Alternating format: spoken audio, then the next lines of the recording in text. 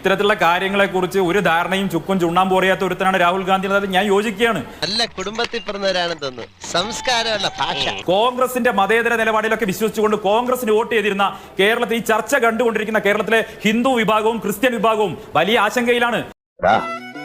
നിന്നെ സമ്മതിക്കണം. നിന്റെ വായിൽ എങ്ങനെയാടാ ഇത്രയും പെട്ടെന്ന് ഇത്രയും വലിയ നുണകൾ വരുന്നേ? കോൺഗ്രസിന് ഈ തെരഞ്ഞെടുപ്പിൽ അവർ വോട്ട് ചെയ്താൽ പകരം കിട്ടാൻ പോകുന്നത് എന്താണ്? അവരുടെ വീട്ടിൽ കുന്തിരിക്കം വാങ്ങി വെക്കേണ്ടി വരും. ഇങ്ങനെ എന്തെങ്കിലുമൊക്കെ പറയുമ്പോഴേ എന്റെ മനസ്സിലൊരു സന്തോഷം ഉണ്ടാവും. എന്റെ സന്തോഷം നോക്കിയാൽ പോരെ. പാലാ ബിഷപ്പ് ഹൗസിന് മുന്നിലേക്ക് ഈ ഭീകരവാദികളെത്തും, വെല്ലുവിളിയുമായിട്ടെത്തും. അതുപോലെ തന്നെ ക്രിസ്ത്യൻ വിഭാഗങ്ങൾ, ജോസഫ് മാഷിന്റെ അനുഭവം വീണ്ടും ഉണ്ടാകും.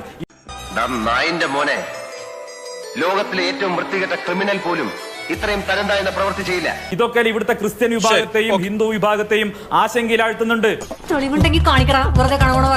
നിങ്ങളുടെ കുട്ടികളുടെ ഭാവി അപകടത്തിലാണ്. ഇതൊക്കെ കോൺഗ്രസിന് വോട്ട് ചെയ്താൽ സംഭവിക്കാൻ പോകുന്ന കാര്യമാണ്. എടുത്തോ പിടിച്ചോ എന്ന് പറഞ്ഞിട്ട് ഒന്നും ചെയ്യരുത്. എല്ലാ വൈരാഗ്യങ്ങളും ചതികളും വഞ്ചനകളും ഉള്ളിൽ അങ്ങനെ ഒതുക്കി ഒതുക്കി വെക്കണം. അപ്പൊ തുടങ്ങാല്ലേ? അത് മക്കളും കൊച്ചന്മാരും കൂടെ അയക്കും.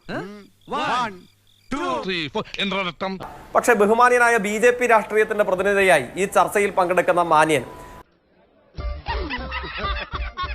അങ്ങയുടെ ചില ചോദ്യങ്ങളോട് പ്രതികരിക്കുകയുണ്ടായി. അപ്പൊ അദ്ദേഹത്തിന്റെ ചില അഭിപ്രായങ്ങൾ പറഞ്ഞു. പക്ഷെ പറഞ്ഞു വരവേ അദ്ദേഹം സൂചിപ്പിച്ചത് എന്താണ്? അങ്ങ എന്തോ ഒരു പൊളിറ്റിക്കൽ ട്രോൾ നമ്മുടെ വയനാട് MP നേരെ നടത്തി. ആ വയനാട് MP നേരെ നടത്തിയ പൊളിറ്റിക്കൽ ട്രോളിനെ അദ്ദേഹം വിശേഷിപ്പിച്ചത്, വിശകലനം ചെയ്യവേ, ചുക്കും ചുണ്ണാമ്പും അറിയാത്തവൻ എന്നൊരു വാചകത്തോട് കൂടിയിട്ടാണ്. ഇവന് രണ്ട് കിട്ടിയിട്ടാണ് ഇമാതിരി ടീമിന് എന്റെ കൈ കിട്ടിയ ഞാടി നല്ല ഇടി. ഞങ്ങൾ ഈ കേരളത്തിൽ കോൺഗ്രസിനെ അതിശക്തമായി എതിർത്തുകൊണ്ടാണ് 20 മണ്ഡലങ്ങളിൽ മത്സരിക്കുന്നത്. വയനാട് MP-യോടക്കം ഞങ്ങൾക്ക് തീർത്താൽ തീരാത്ത രാഷ്ട്രീയ വിയോജിപ്പുണ്ട്. ഞങ്ങൾ അദ്ദേഹത്തിന്റെ രാഷ്ട്രീയമായ ദുർബലതയെ, അദ്ദേഹത്തിന്റെ നിലവാരമില്ലായ്മയെ, അദ്ദേഹത്തിന്റെ നിലപാടുകളുടെ പൊള്ളത്തരങ്ങളെ, വർഗീയതയ്ക്ക് കീഴടങ്ങാൻ സാധ്യതയുള്ള മൃദുവർഗീയ സമീപനങ്ങളെ ഒക്കെ വിമർശിക്കാറുണ്ട്. അതൊന്നും പക്ഷെ ഇവൻ അറിയില്ല. ഈ ഇട്ടിക്കണ്ടപ്പൻ ചിലത് അറിയണം. അതിനോ ഞാൻ പക്ഷെ നമ്മളുടെ ഇതുപോലെ ഒരു ചാനൽ 4-ൽ വന്നിരുന്ന ആളുകൾ ശ്രദ്ധിക്കുന്ന ഒരു സംവാദ മുറിയിൽ വന്നിരുന്ന എതിർ രാഷ്ട്രീയത്തിൽ പെട്ടു എന്ന ഒറ്റ കാരണം കൊണ്ട് ഒരാളെ, ആദരണീയനായ ഒരു ദേശീയ രാഷ്ട്രീയ പ്രസ്ഥാനത്തിന്റെ ഭാഗമായി നിൽക്കുന്ന ഒരാളെ അവൻ എന്നൊക്കെ വിശേഷിപ്പിക്കുന്നത് ശരിയാണോ? അങ്ങ് വിമർശിച്ചത്, അങ്ങ് അവരെന്ന് വിളിച്ചത്, അപഹസിച്ചതും പരിഹസിച്ചതും ഞങ്ങളുടെ നേതാവിനെയല്ല, ഞങ്ങൾ തോൽപ്പിക്കാൻ ശ്രമിക്കുന്ന രാഷ്ട്രീയത്തിന്റെയും അതിന്റെ ഇന്ത്യൻ പ്രതീകമായ നേതാവിനെയുമാണ്. പക്ഷെ അത് മര്യാദയുള്ളതാണോ എന്ന് ആദരണീയനായ BJP പ്രതിനിധി അങ്ങയുടെ അവസരത്തിൽ അങ്ങ് പരിശോധിച്ച് പറയേണ്ടതാണ്. പിന്നെ അദ്ദേഹം തിരിച്ചു പറയവേ, വിശകലനം ചെയ്യുക പിന്നെ പറഞ്ഞ കാര്യമുണ്ട്. ആ കാര്യം എന്താണ്? കേരളത്തിലെ ക്രിസ്ത്യാനികളും ഹിന്ദുക്കളും നിങ്ങൾ നല്ലവണ്ണം സൂക്ഷിച്ചു കൊള്ളണം. കുപ്പിയും പാട്ടയും പെറുക്കി തന്നെയാ ജീവിതം തുടങ്ങിയത്. അത് പറയാൻ നാണക്കേടില്ല. പാലാ ബിഷപ്പ് ഹൗസിലെ ബിഷപ്പും അവിടുത്തെ ക്രിസ്തുമത വിശ്വാസികളും മധ്യ കേരളത്തിലെയും മറ്റിടങ്ങളിലെയും ആളുകളും ഒക്കെ നല്ലവണ്ണം ഓർത്തുകൊള്ളണം. ഈ മലരും കുന്തിരിക്കവും മറ്റുമൊക്കെ എടുത്ത് ഈ സംഘം ഇങ്ങ് വരാൻ പോകുകയാണ്.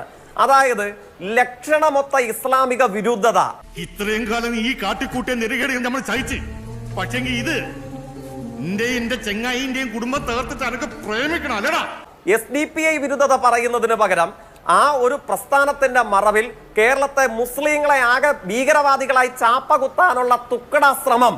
മിസ്റ്റർ ബാഹ്ലേൻ, നിങ്ങളോട് എനിക്കൊരു ദേഷ്യമില്ല. വിവരമില്ലായ്മ ഒരു കുറ്റമല്ലല്ലോ. അതെ, ഈ ചർച്ചയിലെ അവസരത്തിൽ BJP പ്രതിനിധി നടത്തുകയാണ്. ഇത് ഇപ്പോഴുള്ളതല്ല, ഇത് ലാൽകൃഷ്ണ അദ്വാനിയുടെ കാലം മുതലുള്ളതാണ്. Every Islam is not a terrorist, but every terrorist is an Islam. ഇതായിരുന്നു ഇവരുടെ പ്രചരണം. എല്ലാ മുസ്ലിങ്ങളും തീവ്രവാദികളല്ല, പക്ഷെ നിങ്ങൾ പരിശോധിക്കുക, എല്ലാ തീവ്രവാദികളും മുസ്ലിങ്ങളാണ് എന്ന അറപ്പുളവാക്കുന്ന വർഗീയ വിഷം.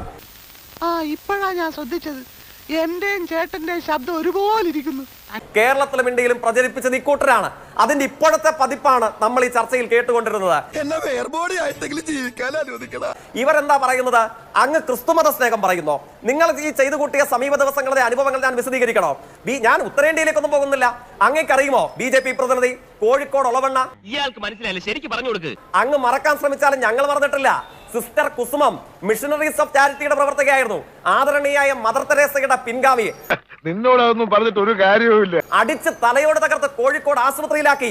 ആ ഉളവണ്ണയിലേക്ക് ആരാ സിസ്റ്റർ കുസുമത്തെയും മിഷണറീസ് ഓഫ് ചാരിറ്റിയിലെ സന്യാസിനിമാരെയും അടിച്ച് തല തകർത്ത് ആശുപത്രിയിലാക്കിയത്? BJP പ്രതിനിധി അങ്ങയുടെ പിൻഗാമികൾ, അങ്ങയുടെ സഹയാത്രികർ, അങ്ങയുടെ BJP നേതൃത്വം, RSSന്റെ പ്രചാരകർ. ഇവിടെ സുവിശേഷ പ്രഘോഷണത്തിന് വന്നവരല്ല, മദർ തെരേസയുടെ പിൻഗാമികളെ തലയോട് തകർത്ത് അടിച്ച് ആശുപത്രിയിലാക്കിയ നിങ്ങളാണോ ഇവിടെ വന്നിട്ട് പറയരുത്, ക്രിസ്ത്യൻ പ്രേമം പറയുന്നത്.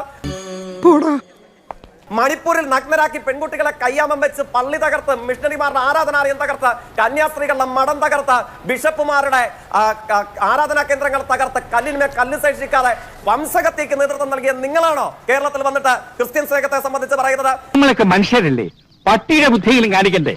ഗ്രഹാം സ്റ്റെയിൻസിനെയും 2 പിഞ്ചുകുട്ടികളെയും, ഒരാളുടെ പേര് ഫിലിപ്പ്, ഒരാളുടെ പേര് തിമോത്തി, ഒരാളുടെ പ്രായം 7 വയസ്സ്, ഒരാളുടെ പേര് 3 വയസ്സ്, ജീപ്പിൽ ഉറങ്ങിക്കിടക്കവേ പെട്രോൾ ഒഴിച്ചും കച്ചിയിട്ടും കത്തിച്ച് കൊന്നുകളഞ്ഞു. ആരായിരുന്നു ആ നരാധമനെ കേന്ദ്രമന്ത്രിസഭയുടെയും കേന്ദ്ര മന്ത്രിസഭ അധികാരത്തിന്റെയും ഭാഗമാക്കി? ആരായിരുന്നു? അങ്ങ് തന്നെ. അങ്ങയുടെ രാഷ്ട്രീയ പാർട്ടി, ഇന്ത്യയിലെ സംഘപരിവാരം, ഇന്ത്യയിലെ RSS, പത്തനംതിട്ട പന്തളത്ത് പറന്തലിൽ ക്രിസ്ത്യൻ മതവിശ്വാസികൾ ഇപ്പോ കുറച്ച് മാസങ്ങൾക്ക് പിറകിൽ ആരാധനയ്ക്കായി ഒരു സ്ഥലമെടുത്തു. RSSന്റെ ത്രികോണാകൃതിയിലുള്ള കാവിപ്പതാക അവിടെ കൊണ്ട് കുത്തിവെച്ചു. ഇവിടെ ആരാധിക്കാൻ സമ്മതിക്കില്ലെന്ന് പറഞ്ഞു. എന്താ രാമേന്ദ്ര നീ ഇങ്ങനെയൊക്കെ പറയുന്നത്? അങ്ങോട്ടേക്ക് വന്നിറങ്ങിയ മനുഷ്യന്റെ പേര് പിണറായി വിജയൻ. ഈ പരിപാടി ഇവിടെ നടപ്പില്ല എന്ന് പറഞ്ഞു. ആത്മവിശ്വാസത്തോടു കൂടെ അവർ സ്വീകരിച്ചു. ഇവിടെ ആ സ്ഥലം ചോട് മറിക്കുന്ന പൂത കാറ്റാണെന്ന് പറഞ്ഞ് നീ പുറംകാലിൽ മടക്കി തൊഴിച്ചു കളഞ്ഞില്ലേ? മാരാമൺ കൺവെൻഷൻ നടത്തില്ല എന്ന് 994 ശേഷം പ്രഖ്യാപിച്ചത് ആരാ? ശശികലയെ നിങ്ങൾ ഓർക്കുന്നില്ലേ? ആ പ്രഖ്യാപനം നടത്തിയ വിദേശ മിഷണറിമാർ കേരളത്തിൽ കാല് കുത്തിയാൽ കാല് വെട്ടുമെന്ന് പറഞ്ഞവരാരാ? നിങ്ങളല്ലേ? RSS അല്ലേ? എന്തൊക്കെയാണ് ഈ കൊച്ചു കേരളത്തിൽ സംഭവിക്കുന്നത്? നിലക്കലിൽ കലാപമുണ്ടാക്കാൻ ശ്രമിച്ചവരാരാ? നിങ്ങളല്ലേ? RSS അല്ലേ? എന്നിട്ട് വന്നിരുന്ന് ഇവിടെ വർഗീയ വിഭജനം ഉണ്ടാക്കാൻ, ഇസ്ലാമിക വിരുദ്ധത പ്രചരിപ്പിക്കാൻ, SDPയെ തള്ളി പറയുന്നതിന് പകരം ഒരു സമുദായത്തെ ആകെ ക്രിസ്ത്യൻ വിരുദ്ധർ, ഹിന്ദു വിരുദ്ധർ എന്നാക്കി ഇവിടെ കലാപം ഉണ്ടാക്കാൻ, കലുഷിതമാക്കി അന്തരീക്ഷം ഉണ്ടാക്കാൻ വേണ്ടി ശ്രമിക്കുന്നു. ഞാൻ ചരിത്ര വസ്തുതകളാണ് പറഞ്ഞത്. ഇതൊന്നും കേരളത്തിന്റെ മതനിരപേക്ഷ പൊതുമതം മറന്നിട്ടില്ല. ഓർമ്മയിലിരിക്കട്ടെ. ഒറ്റ വാചകത്തിൽ ആങ്കറുടെ ചോദ്യത്തോളം മറുപടി അവസാനിപ്പിക്കാം. ഞങ്ങൾ ഗസയ്ക്ക് വേണ്ടി സമരം ഇറങ്ങിയിട്ടുണ്ട്. ഞങ്ങൾ മണിപ്പൂരിന് വേണ്ടി സമരം ഇറങ്ങിയിട്ടുണ്ട്. എന്റെ അവസ്ഥ ഒന്ന് ആലോചിച്ചോ. ഒരു പൂവെടുത്ത് ചെവിയിൽ വെച്ചിട്ട് റോഡിൽ കൂടി ഒന്ന് ഓടിയാലോ എന്ന് ആലോചിച്ചിരിക്കുകയാണ് ഞാൻ. അക്രമം ഏറ്റുവാങ്ങേണ്ട വരുന്ന മനുഷ്യർ ഒളവണ്ണയിലായാലും ഗസയിലായാലും മണിപ്പൂരിലായാലും അവരോടൊപ്പം ഞങ്ങളും ഉണ്ടെന്ന് പറയുന്നത് ഒരു പൊളിറ്റിക്കൽ എഞ്ചിനീയറിംഗ് അല്ല. അത് തിരിച്ചറിയണമെങ്കിൽ എന്റെ ഈ പേ പിടിച്ച തെരുവുനായന്റെ ജന്മം കളഞ്ഞ് ഈ ഒരു യഥാർത്ഥ ഇന്ത്യൻ ആയിട്ട് ജനിക്കണം, ഒരു ഉസുറുള്ള ആൺകുട്ടിയായിട്ട് ജനിക്കണം. NV കൃഷ്ണമാരിയുടെ കവിതയുണ്ടല്ലോ, ആഫ്രിക്കൻ അടിമയുടെ പുറത്ത് ചാട്ടവാറടിയേക്കുമ്പോഴും ഇവിടെ എന്റെ പുറം പൊളിയുന്നു. ആ രാഷ്ട്രീയത്തിന്റെ ഭാഗമാ. ഏഹി ജന്മെടുത്താലും എന്നെ കണ്ടതിന് കഴിയൂല, എന്റെ ഒരു ആണും പെണ്ണും കെട്ട ജമ്മല്ലേ. അത് തെരഞ്ഞെടുപ്പിൽ തോറ്റാലും പഞ്ചായത്തിൽ തോറ്റാലും പാർലമെന്റിൽ തോറ്റാലും ഞങ്ങൾ ഇനിയും ഒളവണ്ണയ്ക്കും ഗസയ്ക്കും മണിപ്പൂരിനും വേണ്ടി ശബ്ദം ഇറങ്ങും. പറഞ്ഞപ്പോ തന്നെ രോമൊക്കെ സല്യൂട്ട് ചെയ്യണോ? നൊന്ത് തല്ലി സമരം ഇറങ്ങും. അത് കേരളം ഉയർത്തിപ്പിടിക്കുന്ന മനുഷ്യത്വ രാഷ്ട്രീയത്തിന്റെ പ്രത്യേകതയാ. അന്ന് സൂര്യൻ ചുവന്ന നിറത്തിൽ നമ്മെ അഭിവാദ്യം ചെയ്യും. വിപ്ലവം വിജയിക്കട്ടെ. കിട്ടിയല്ലോ, സമാധാനമായല്ലോ. ഇനി സ്വസ്ഥമായിട്ട് വണ്ടി റോഡിൽ പോട്ടെ. ഞാൻ പോകുന്നു. ബൈ.